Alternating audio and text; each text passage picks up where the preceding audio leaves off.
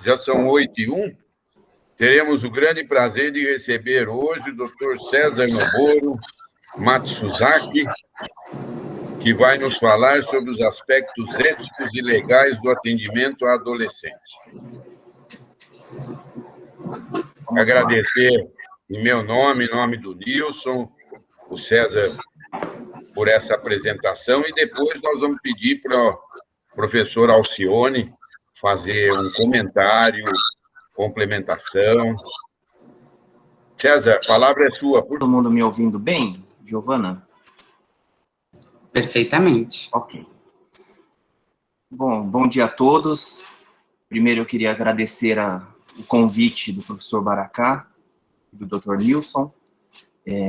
Meu nome é César, acho que a maioria dos professores já me conhece.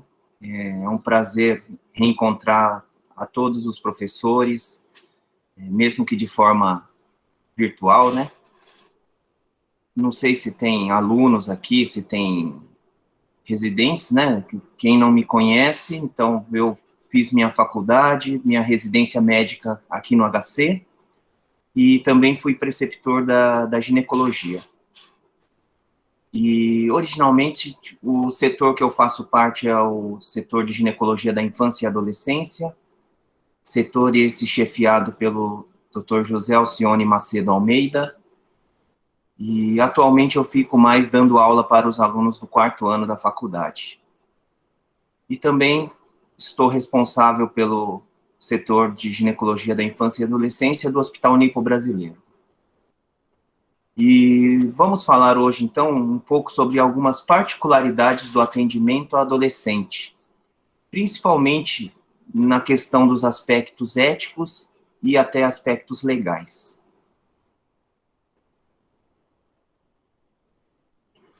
Primeiro, definindo, então, o que é a adolescência. Segundo o Estatuto da Criança e do Adolescente, é o período de vida que vai dos 12 até os 18 anos. E segundo a Organização Mundial de Saúde, é um período um pouco mais amplo, que vai dos 10 aos 19 anos.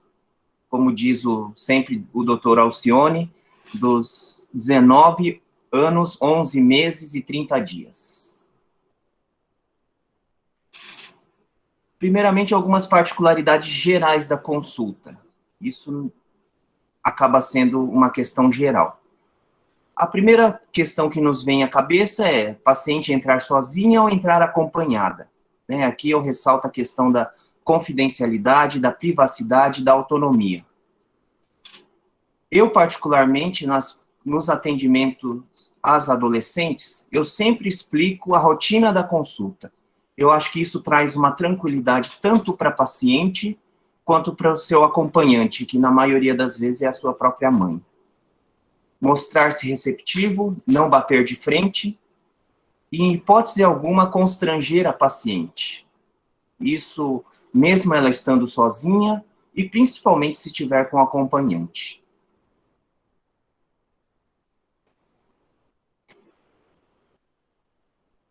É óbvio isso, para cada paciente nós temos que tentar definir a melhor forma de contato, para as adolescentes mais ainda. Acho que durante a anamnese a gente vai percebendo a postura da paciente, a postura do seu acompanhante, e a partir daí, para cada paciente, existe a melhor forma de contato para conseguirmos acolher, para conseguirmos fornecer o melhor atendimento médico. E uma coisa que é muito comum é que durante a consulta, a gente, nos pormenores, nos detalhes, a gente tem que tentar descobrir e diferenciar a aparente do real motivo da consulta, que nem sempre fica claro. E tudo isso baseado, obviamente, no relacionamento médico-paciente, sempre calcado em confiança e respeito. Dr. Maurício Nobel, não sei se os senhores conhecem, foi um psiquiatra argentino, naturalizado brasileiro.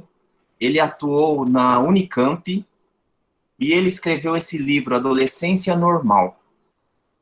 Ao meu ver, todos que atendemos as adolescentes deveríamos ler esse capítulo do livro, Síndrome Normal da Adolescência. É muito interessante. Bom, síndrome, o que é? Conjunto de sinais ou sintomas que caracterizam uma doença. Porém, nessa faixa etária, nessa fase de vida da mulher, e dos meninos também, os transtornos, conflitos, comportamentos atípicos, que numa mulher adulta seria considerado patológico, para adolescente acaba sendo normal. Então, síndrome normal da adolescência.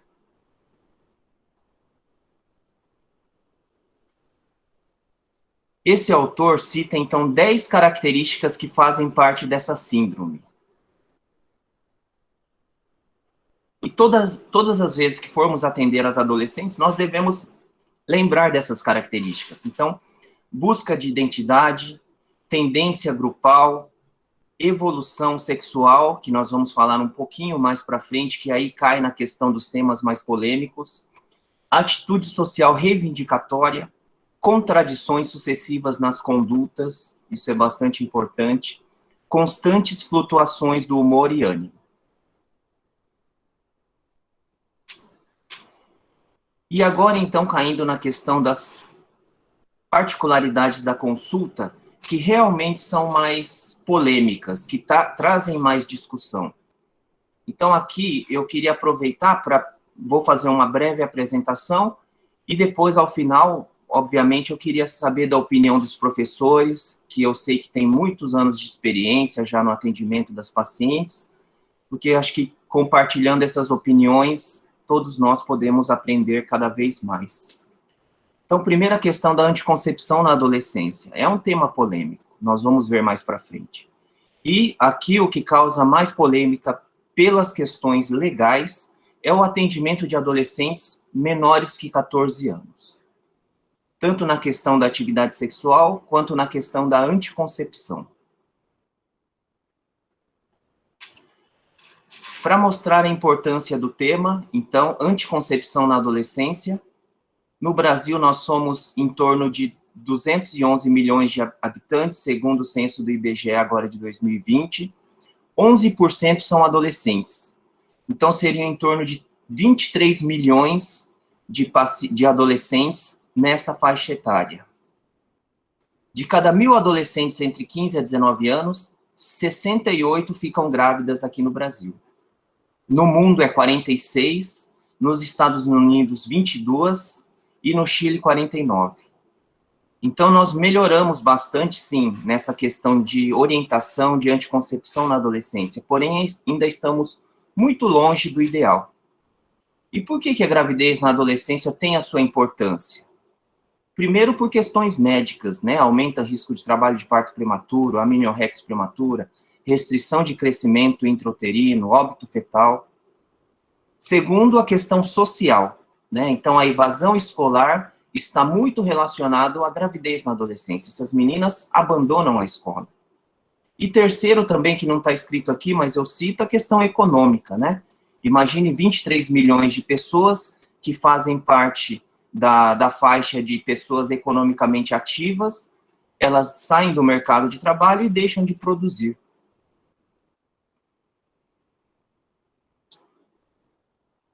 Relacionado a essas questões, então, uma das coisas que sempre nos vem à cabeça é a questão do sigilo médico, né? Eu trouxe aqui um caso clínico, vou passar rapidamente. Todos atentem, por favor, à questão da idade, então isso vai fazer muita diferença daqui para frente. 13 anos de idade, a mãe traz a filha para consulta de rotina. O paciente se mostra um pouco incomodada durante a anamnese. Quando perguntado pelo médico, diz que prefere ser atendida sem a presença da mãe. A mãe prefere ficar na sala e acompanhar a consulta. E aí, o que fazer?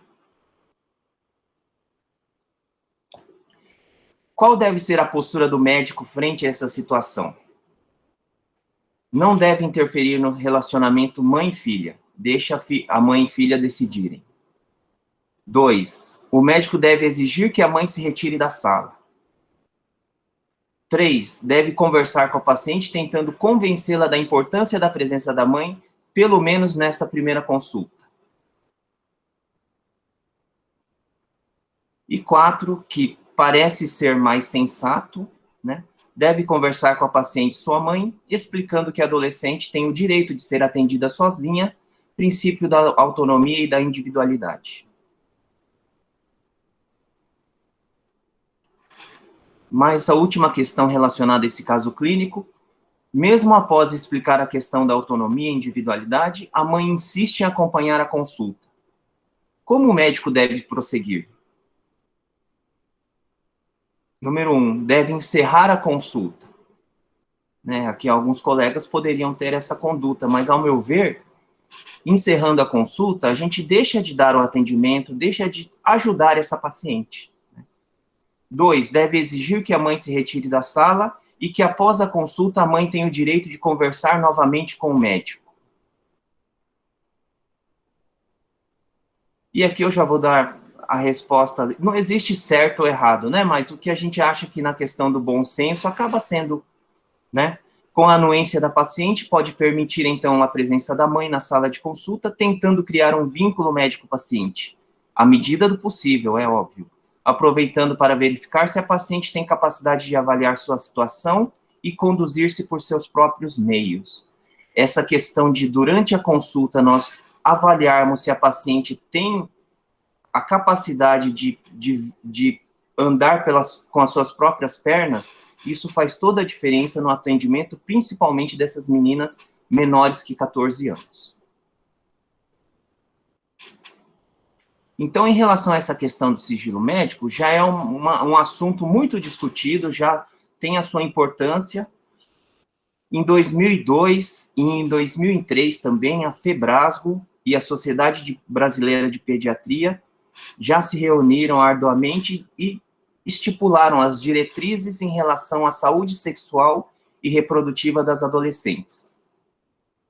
Essas diretrizes serviram de base para compor o marco teórico e referencial Saúde Sexual e Reprodutiva de Adolescentes e Jovens do Ministério da Saúde, isso em 2007. Então, já é uma questão que vem sendo discutida há muito tempo pelas sociedades médicas. Aqui um resumo de algumas diretrizes. Então, a privacidade é o direito que o adolescente possui de ser atendido sozinho, independente da idade. Isso reconhecendo sua autonomia e individualidade. E o adolescente tem direito à educação sexual, ao acesso à informação sobre contracepção. Em relação à prescrição de anticoncepcionais, para menores de 14 anos, a presunção de estupro deixa de existir frente à informação que o profissional possui de sua não ocorrência, o que retira qualquer possibilidade de penalidade legal. Isso, então, só relembrando, 2003, 2007, diretrizes da FEBRASGO e Sociedade Brasileira de Pediatria. Porém, em 2009, teve uma mudança na lei. Então, o Código Penal Brasileiro, através dessa lei número 12.015, considera estupro de vulnerável ter conjunção carnal ou praticar outro ato libidinoso quando o adolescente tem idade inferior a 14 anos, caracterizando a obrigatoriedade de denúncia, com pena de reclusão de 8 a 15 anos. Então, a partir de 2009, a lei sofreu algumas reformulações. Então, vamos tentar esmiuçar um pouquinho mais essa lei. Então, estupro é ter conjunção carnal ou praticar outro ato libidinoso. O que é ato libidinoso? É qualquer ato de cunho sexual capaz de gerar no sujeito a satisfação de seus desejos sexuais. Então, ato libidinoso pode ser uma conjunção carnal, que é pênis-vagina, e também ato libidinoso, existem os outros tipos que não fazem parte da conjunção carnal, que é penetração anal, sexo oral, masturbação e toques íntimos. Então, tudo isso, a partir de 2009, entrou na questão, na definição de estupro. E esse detalhe é o que causa mais polêmica para nós que atendemos as pacientes dessa faixa etária. A adolescente com idade inferior a 14 anos foi considerada vulnerável. Ou seja, a paciente tem menos de 14 anos e tem relações sexuais, não há necessidade de haver constrangimento, nem violência e nem grave ameaça, isso já é considerado estupro e obrigatoriamente deve ser denunciado. Isso é a lei. E o que isso influencia a nós que atendemos essas pacientes adolescentes, né? Então, algumas questões relacionadas à anticoncepção, à atividade sexual nessa faixa etária. No Brasil, a primeira relação sexual nas meninas ocorre entre 12 e 16 anos. Então, abrange essas meninas abaixo de 14 anos. Segundo o IBGE, 27% dos adolescentes de 13 a 15 anos já tiveram sua primeira relação sexual. E a tendência mundial para a diminuição da idade na primeira relação. Então, a gente percebe que os jovens estão tendo relação um pouco mais cedo. E aí, então, essa lei, que, na verdade, a lei veio para tentar proteger as crianças e adolescentes do abuso sexual, né, que, infelizmente, é muito comum no nosso meio. Mas também, em algumas situações, acabam trazendo complicações, acabam trazendo transtornos no acolhimento dessas pacientes, no atendimento das adolescentes. Esse tema é realmente controverso, é polêmico. O próprio Código Penal brasileiro, nos seus artigos 153 e 154, referem-se ao crime contra a inviolabilidade do segredo, reforçando a confidencialidade sustentada pelo juramento de Hipócrates. Então, né, na própria lei existem situações antagônicas. E o Código de Ética Médica do Conselho Federal de Medicina, no seu artigo 74, é vedado ao médico revelar sigilo profissional relacionado a paciente menor de idade, inclusive a seus pais ou representantes legais, desde que o menor tenha capacidade de discernimento, salvo quando a não revelação possa acarretar dano ao paciente.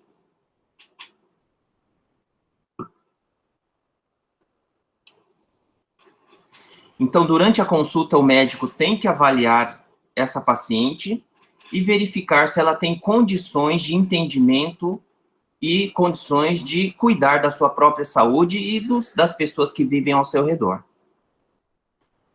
Segundo o próprio Código de Ética Médica, existem algumas situações, então, em que estaria justificada a quebra do sigilo médico.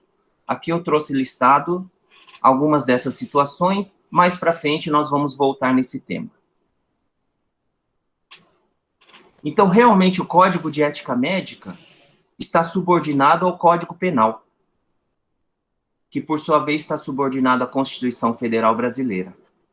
A Constituição Federal Brasileira, assim como o Estatuto da Criança e do Adolescente, que vem desde 1990, não aborda expressamente os direitos sexuais e reprodutivos dos jovens, o que merece uma revisão legislativa que atenda às necessidades atuais. Então, realmente é um tema controverso. E para tentar melhorar o entendimento nessa questão, tentar chegar num acordo, vamos dizer assim, aconteceu o Fórum sobre os aspectos ético-legais no atendimento de adolescentes, que aconteceu em agosto de 2018, aqui em São Paulo. Reuniram-se 20 membros estes da FEBRASGO, da Sociedade Brasileira de Pediatria, representantes do Conselho Federal de Medicina e representantes da Justiça, advogados e promotores. E as questões debatidas nesse fórum estão aqui na revista Fêmina, no número 4 de 2019. Eu já faço um resumo que, infelizmente, neste fórum não houve muito acordo, não houve muita harmonia entre a questão jurídica e a questão médica. Então, o atendimento da adolescente menor de 14 anos, visto pela ótica da justiça. O que foi colocado nesse fórum? a quebra do sigilo é justificada pela hierarquia de interesses por tratar-se de menor incapaz. É obrigatória a notificação por tratar-se de crime de estupro de vulnerável, segundo a lei. A omissão do médico pode ser considerada contravenção penal ou conivência com o crime. Ainda pela ótica da justiça, a lei deve ser aplicada independentemente do consentimento da adolescente, do conhecimento e anuência dos pais, da adolescente estar grávida e não haver conflito familiar, do parceiro ser também menor de 14 anos. Então, pela lei de 2009, entre 14 e 19 anos e 14 e 18 anos, medidas socioeducativas. 18 anos para cima, prisão. E mesmo o menino, vamos colocar assim, sendo menor de 14 anos, deve ser denunciado como estupro, e aí o Ministério Público vai avaliar se esse menino de 14 anos cometeu ou não um ato infracional, porque, teoricamente, pela lei, ele também foi estuprado, ele tem menos que 14 anos também. Pela ótica médica, do ponto de vista, o que os médicos presentes nesse fórum argumentaram? Que realmente isso pode trazer um prejuízo na relação médico-paciente, principalmente naquelas adolescentes menores que 14 anos que têm relações sexuais consentidas. A legislação a incluir atos libidinosos como crime dificultou ainda mais o ato médico, dissociando-se da realidade atual.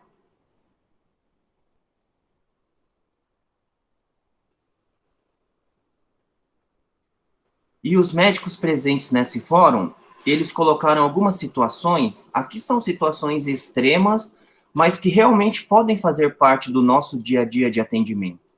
Então, olhem esse exemplo, um casal de adolescente, ela com 13 anos e ele com 16, na mesma escola, estão apaixonados.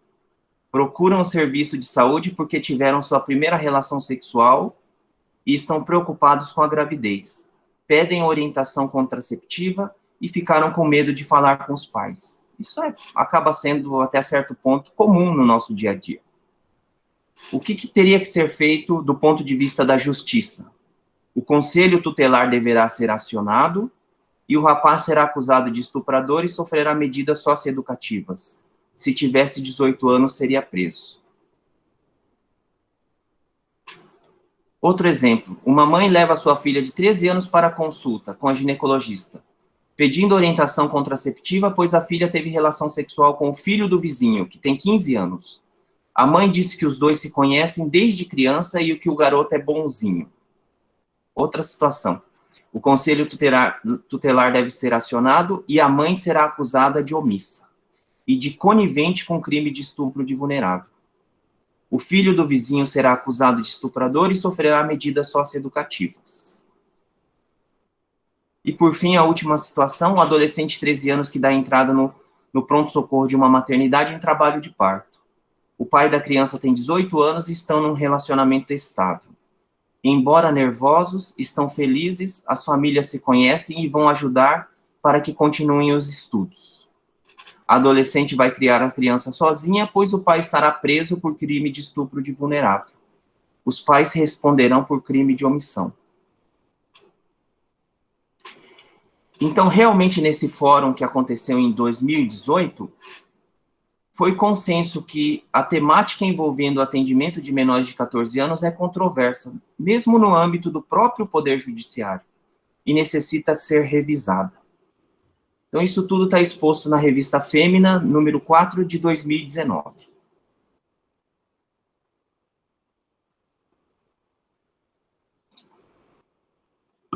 E aí, tentando melhorar o entendimento nessa questão, aconteceu o segundo fórum.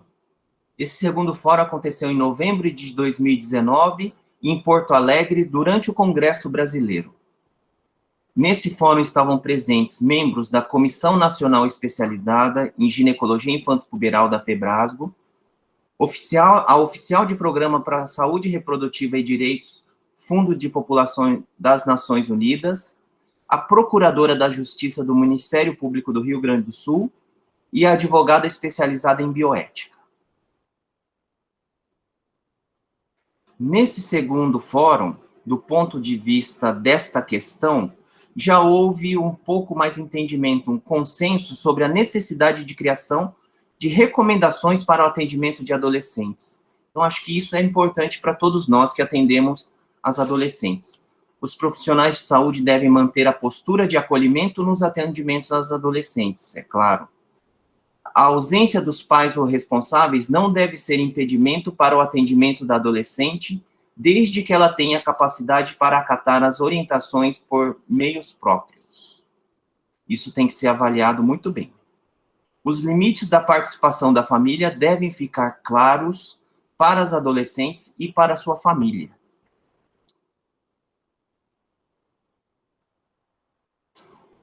O sigilo deve ser mantido mesmo para os pais e responsáveis. Isso é artigo 74 do Código de Ética Médica. Em situações em que caracterizar a necessidade de quebra de sigilo médico, a adolescente deve ser informada e os motivos registrados no prontuário da paciente. Quais seriam essas situações que justificam a quebra, então, do sigilo médico? Gravidez, abuso de drogas, não adesão a tratamentos recomendados, doenças graves, ideia suicida ou homicida, procedimentos cirúrgicos e HIV positivo. Essas seriam as situações que os membros que participaram desse segundo fórum recomendam que justificaria a quebra do sigilo médico. Casos de suspeita ou confirmação de maus tratos e abuso sexual, obviamente, devem ser obrigatoriamente notificados. E essa notificação poderá ser feita ou ao Conselho Tutelar ou ao Ministério Público. Aí eles listaram algumas possibilidades de assistência para a questão da notificação.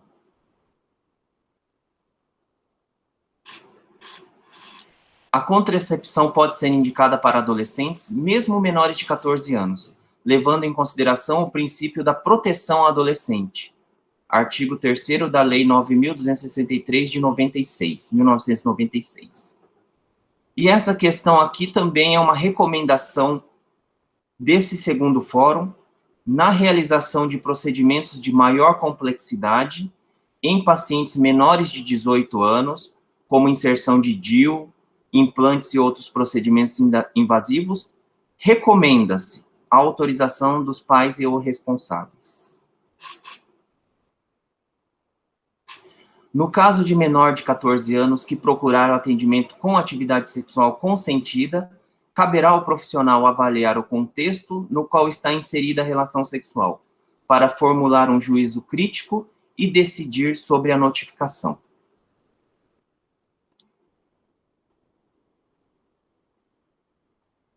E aqui já está acabando a apresentação. Esses próximos slides eu acho bastante interessante. Então, eles recomendaram um checklist. O que o profissional deve registrar em prontuário quando fizer o atendimento a uma adolescente, principalmente menor que 14 anos. Então, número 1, como a adolescente chegou ao serviço, por iniciativa própria ou acompanhada. 2, qual a idade da adolescente e do parceiro? Qual o grau de afetividade na relação? 3, anotar que a relação foi consentida e que foram afastadas situações de vulnerabilidade para oferta de resistência, como embriaguez, enfeite de drogas, retardo mental. 4, anotar que foram descartadas situações de maus tratos, abuso ou exploração sexual. 5, no caso de desconhecimento dos pais, qual o motivo de não ter compartilhado? 6, anotar que a adolescente foi incentivada a compartilhar com os pais, desde que na anamnese tenha sido afastada a situação de violência familiar. 7, anotar que a adolescente foi capaz de compreender as orientações dadas e conduzir-se por seus próprios meios. 8. Anotar que a anticoncepção foi indicada baseada nos princípios de proteção adolescente. E 9. Que após analisar a situação em questão, a notificação não foi realizada para manter a relação médico-paciente em respeito ao artigo 74 do Código de Ética Médica. E esse tema é tão importante que em 2019 já saiu na revista Fêmina. Em 2020 também saiu na revista Fêmina. E agora em 2021, na revista número 1 desse ano, também saiu um artigo. Para a elaboração desses artigos, nós tivemos os membros da Comissão Nacional Especializada em Ginecologia Infanto-Puberal da FEBRASGO, membros da sociedade, da SOGIA, que é a Associação Brasileira de Obstetrícia e Ginecologia da Infância e Adolescência, e membros da Sociedade Brasileira de Pediatria. E esse artigo também fala sobre as orientações para o atendimento de adolescentes. Ao meu ver, esse artigo vem para ratificar as recomendações do segundo fórum. E nesse artigo também, quem participou da elaboração foi o Dr. José Alcione Macedo Almeida. Considerações finais. O médico deve valer-se da sua percepção, juízo crítico e bom senso, além do registro minucioso em prontuário dos fatos que tem apurado durante a consulta da adolescente. No caso de notificação compulsória, todos os envolvidos no processo sofrem com as consequências pelo ato da notificação, da quebra de sigilo e da acusação do parceiro. A relação médico-paciente fica comprometida e as adolescentes, infelizmente, com maior exposição a doenças, a gravidez e a risco de abortamento. Era isso que eu queria apresentar. Parabéns, César. Excelente sua apresentação, clara, e ressaltando uma série de pontos controversos que até hoje ainda existem.